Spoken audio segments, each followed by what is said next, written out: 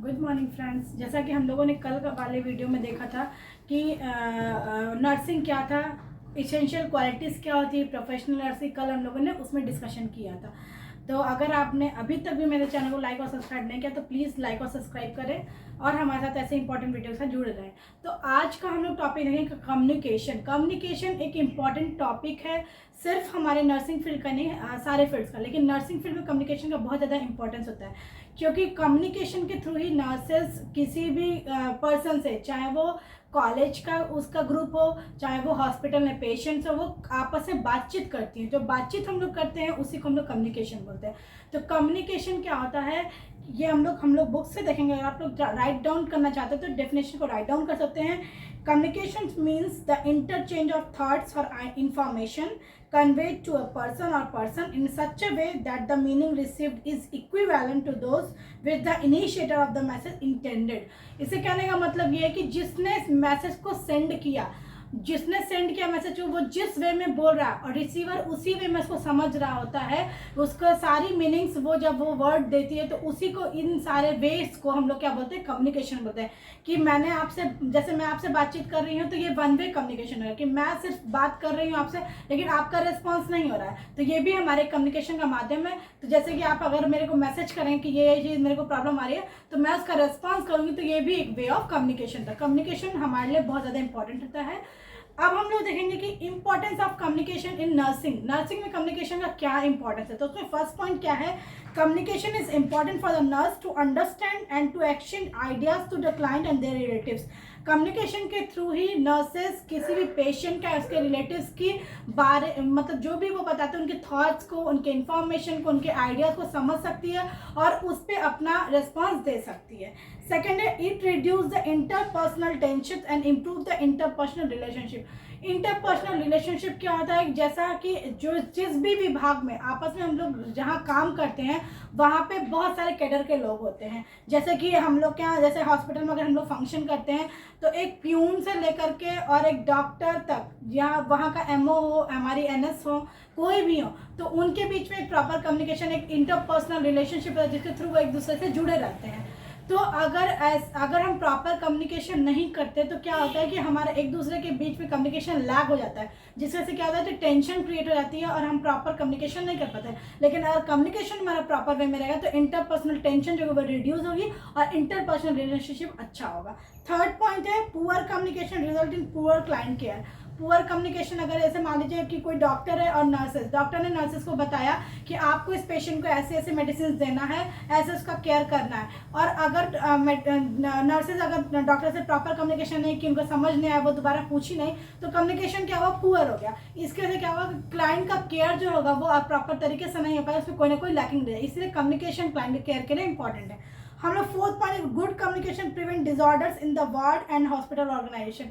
Good communication के through क्या होता है, जो भी हमारे वार्ड्स होते हैं वो प्रॉपर ऑर्गेनाइज्ड होते हैं। जैसे मान लीजिए कम्युनिकेशन किया वहाँ के वार्ड इंचार्ज ने, तो सारे नर्सेज स्टाफ सुने कि इस वार्ड में हमें ये इम्प्रूवमेंट करना है, ऐसे पेशेंट का ये केयर करना है, तो उससे के थ्रू क्या होगा, हमारा वार्ड, हमारा हॉस्पिटल का ऑर्गेनाइजेशन नीट, टाइडी और क्लीन दिखेगा और हमारा पेशेंट का केयर उतना ही ज़्यादा इम्प्रूव होगा। और लास्ट हमारा क्वालिटीज क्या था, good communication helps the nurse to interpret the hospital policy and client care.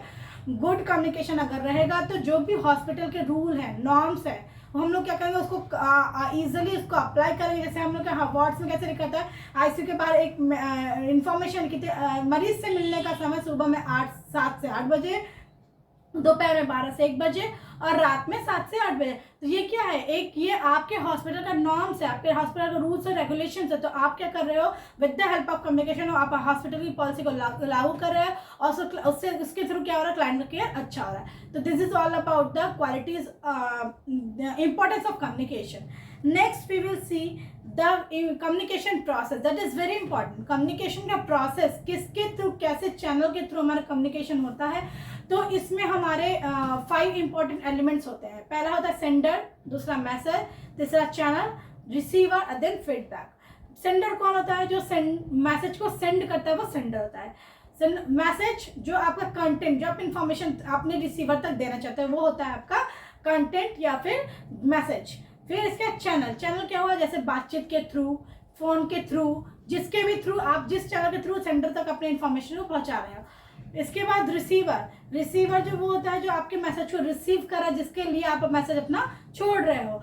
इसके बाद फीडबैक, अगर सेंडर का मैसेज रिसीवर तक प्रॉपर पहुंच गया, रिसीवर को प्रॉपर आपका मैसेज समझ में आ गया, तो रिसीवर क्या करता है, फीडबैक देता है कि हाँ मेरे को ये चीज़ समझ आएगा। लेकिन जहाँ पे इसको समझ नहीं आता वो क्या करता है कि अपना कोई भी उसमें लैकिंग होता है तो वो फिर से मैसेज अपने सेंडर को भेजता है, सेंडर फिर से उस मैसेज को प्रॉपर करके फिर से उसी चैनल में अपने रिसीवर को भेजता है। तो ये 5 इंपॉर्टेंट एलिमेंट्स है। या फिर क्वेश्चन में भी आता है कि write the definition of the communication and write the essential elements of the communication. तो कम्युनिकेशन के 5 इंपॉर्टेंट एलिमेंट्स होते हैं, sender, message, channel, receiver and feedback. तो this is all about the elements. इसके बाद हम देखेंगे essential of good communication. Good communication, अगर हमें अच्छा कम्युनिकेशन करना है तो हमें क्या क्या क्राइटेरिया फॉलो करना चाहिए। उसमें पहला क्या है, the sender and the receiver use the same languages.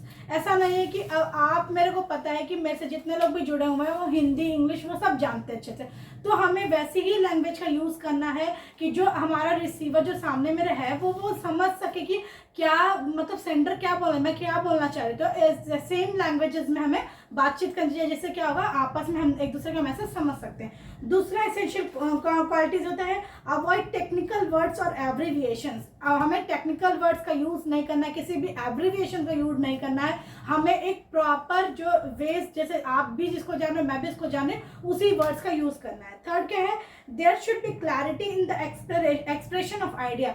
जो भी आप अपने आइडिया, अपने थॉट्स को एक्सप्लोर कर रहे हो वो बिल्कुल क्लियर हो जाए, इसमें किसी भी तरह का जिग जैग या फिर किसी भी तरह का उसके अंदर हौच पौच नहीं होना चाहिए, बिल्कुल क्लियर आपका सारा आइडियाज थॉट्स होना चाहिए। नेक्स्ट है pay attention to the non verbal message. हम लोग अभी आगे पढ़ेंगे कि कम्युनिकेशन 2 तरीके का होता है, एक वर्बल कम्युनिकेशन, दूसरा होता है नॉन वर्बल कम्युनिकेशन। तो वर्बल कम्युनिकेशन में क्या करते हैं, हम लोग बातचीत करके एक दूसरे से कम्युनिकेशन करते हैं। नॉन वर्बल में क्या होता है, with the help of our gesture, our emotions, our hand practice we are communicating. तो इसमें क्या होता है, अगर आप नॉन वर्बल कम्युनिकेशन किसी से कर रहे हैं, जैसे मैं मुंह बंद कर ली ऐसे अगर आपको समझाई, तो क्या होता है इसमें ये नॉन वर्बल है। तो अगर हम इसमें पेशेंट को ध्यान नहीं देंगे या फिर किसी से जिससे बात करते ध्यान नहीं देंगे तो हमें वो मैसेज को समझ नहीं आएगा। इसीलिए नॉन वर्बल कम्युनिकेशन हमेशा ध्यान देना चाहिए। Then one should be aware of both relevance and timing when communicating with each other। ऐसा नहीं कि आपने शेड्यूल किया कि हमें 11 बजे एक दूसरे से हम मिलेंगे, हम एक दूसरे को 11 बजे आपस में बातचीत करेंगे, मैं 11 बजे से क्लास लेंगे और आप फिर आ रहे हो 12 बजे। तो ऐसा नहीं होना चाहिए। आप टाइम के प्रति बिल्कुल आप स्ट्रिक्ट रहो कि जिस टाइम पे आपने दिया उस टाइम पे ही आप कम्युनिकेट करो। वो प्लेस जहाँ पे आप कम्युनिकेशन करने के लिए मिले वैसे प्लेस पे आपको पहुँचना है। Next, the sender should have a thorough knowledge of the subject. जो सेंडर है, जो मैसेज को सेंड करे, जैसे मैं आपके लिए सेंडर हूँ, तो अगर मेरे को ही नॉलेज नहीं होगा, मेरे पास ही लैक ऑफ नॉलेज अगर फंडामेंटल ऑफ नर्सिंग का, तो हम आपको कैसे नॉलेज दे सकते हैं। तो इसीलिए थॉरो नॉलेज होना चाहिए पर्टिकुलर सेंडर के पास। Next, to be really helpful. आपको हेल्पफुल रहना है। अगर कोई समझ नहीं पा रहा है आपके मैसेज को, आपको उसको समझाना है। अपना उसको ये नहीं लेना कि मैं इतना अच्छा पढ़ाई या मैं इतना समझाई वो नहीं समझ पाया। हाँ, हो सकता है वो नहीं समझा, आप उसको दोबारा समझाओ। नेक्स्ट है getting and giving feedback is essential. उसके बारे उससे सुनना और अपना फीडबैक उसको देना, ये 2 वे कम्युनिकेशन बहुत इंपॉर्टेंट होता है, जिससे हम सारी जितनी भी हमारे कम्युनिकेशन में बैरियर्स आते हैं उसको रिड्यूस कर सकते हैं। नेक्स्ट हम पढ़ेंगे बैरियर्स ऑफ कम्युनिकेशन। कम्युनिकेशन के बैरियर्स क्या क्या होते हैं जिसके थ्रू हमारा कम्युनिकेशन हैम्पर होता है, एक दूसरे तक नहीं पहुंच पाता है। तो सबसे पहले उसमें क्या है, हमारा फिजिकल बैरियर। फिजिकल बैरियर बहुत इंपॉर्टेंट, जो हमारे फिजिक्स से डिपेंड करता है। फिजिक मतलब अगर आप इल हो, अगर आप स्पीच में कोई डिफेक्ट है आपको, आप बोल ही नहीं पा रहे हो, या फिर आप डीफ हो, आप सुनाई नहीं प्रॉपर आपको दे रहा है, या फिर आप इसी पेन में हो, तो आप कम्युनिकेशन प्रॉपर तरीके से नहीं कर सकते। ये आपका फिजिकल बैरियर होता है, जबकि फिजिक्स आपके फिजिकल हेल्थ से रिलेटेड है। नेक्स्ट हमारा होता है इमोशनल फैक्टर। अगर हम बहुत फियर में हैं, डिप्रेस्ड हैं, किसी से जेलसी है, एंगर है हम, ठीक है। तो इस समय क्या होता है कि हम किसी से बातचीत नहीं करना चाहते ना, उसकी बात को समझते हैं, खुद बोलना चाहते हैं। जैसे कि आप कभी तकलीफ में हो और आपसे कोई अच्छी अच्छी बातें करते हो, आपको उसी बातों को सुनने का मन नहीं करेगा, तो वो उस क्योंकि आप उस समय इमोशनली स्टेबल नहीं होते हो। नेक्स्ट है आपका intellectual factor, that is very important. आपका आईक्यू लेवल, आपका इंटेलिजेंस क्वेश्चन कितना है। अगर आपके पास लैक ऑफ नॉलेज है, आपके पास पर्टिकुलरली नर्सिंग का नॉलेज ही नहीं है, तो आप मेरी बातों को नहीं समझ पाओगे। तो इंटेलेक्चुअल फैक्टर्स बहुत ही ज़्यादा रिस्पॉन्सिबल होता है। नेक्स्ट है हमारा सोशल फैक्टर। सोशल फैक्टर क्या है? हमारे कल्चरल डिफरेंसेस, हमारे लैंग्वेजेस, हमारा प्रोफेशनल स्टेटस, हमारे सोशियो इकोनॉमिक स्टेटस, ये भी हमारे कम्युनिकेशन में बहुत इंपॉर्टेंट वेरिएबल काम करता है। और लास्ट में हमारा है इन्वायरमेंटल फैक्टर, जैसे कि बहुत ज़्यादा एक्सेसिव नॉइस होना, लैक ऑफ प्राइवेसी होना, अनकंफर्टेबल अकोमोडेशन होना। तो इस कंडीशन में क्या होता है कि हम प्रॉपर तरीके कम्युनिकेशन नहीं कर। ऐसे मान लीजिए इतनी गर्मी अभी हो रही है, अगर आपको किसी भी ऐसे रूम में बैठा दिया जहाँ पे प्रॉपर वेंटिलेशन नहीं, हवा नहीं है, बिल्कुल एकदम से गर्मी हो रही है, अगर आपसे कोई इंपॉर्टेंट बात भी करेगा तो आपको वहाँ पे ध्यान नहीं लगेगा, क्योंकि आपके अकॉर्डिंग वो इन्वायरमेंट नहीं है, वो आपके अकोमोडेशन के अकॉर्डिंग वो इन्वायरमेंट नहीं है। तो these are the 4 important periods of the communication: physical, emotional, next आपका है इंटेलेक्चुअल एंड इन्वायरमेंटल और सोशल फैक्टर। ये आपका इंपॉर्टेंट वेरियस ऑफ कम्युनिकेशन है। तो this is all about the communication in nursing. तो अगर आपको ये वीडियो अच्छी लगी है तो हमारे साथ वीडियो के साथ जुड़े रहिए। Thank you.